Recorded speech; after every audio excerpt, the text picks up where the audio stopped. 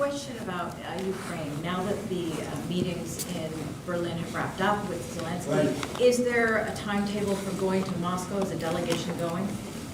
Well, I think that the delegation is largely there right now, actually. They're in Europe, and they met with those people that I called out before, the various countries, plus some others. They want to see it end, Katie. They want to see it end. I want to see it end. They want to see it end.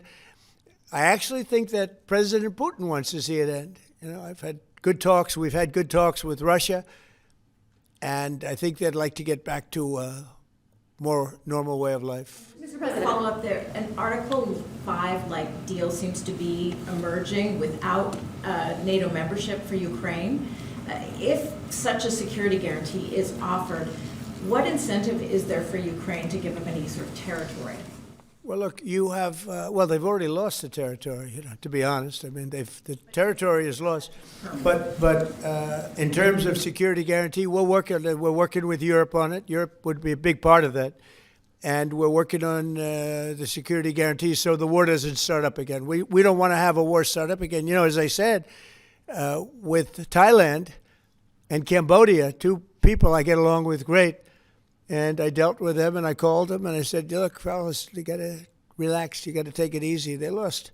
You know, they started the war again, and I got it ended.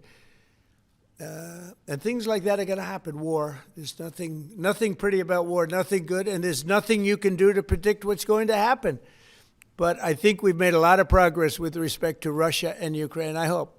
You know, last month, it was close to 27,000 soldiers were killed, mostly soldiers, but 27,000 people, but mostly soldiers were killed last month in Russia versus Ukraine. Is there a time limit on security guarantees? Well, there's no time limit. The time limit is whenever we get it done. I mean, we're going to try to get it done. We're making progress. It's more difficult than anybody could have thought. I would have said that half of the wars that I got settled, some were going for over 30 years, that half of them should have been more difficult, and they actually haven't been. There's a lot of dislike between the two leaders, you know that, and so it probably makes it a little bit tough. Have you spoken directly to Putin? Have you recently spoken directly to Putin? Yeah, I have. Jelajahi cara baru mendapatkan informasi. Download Metro TV Extend sekarang.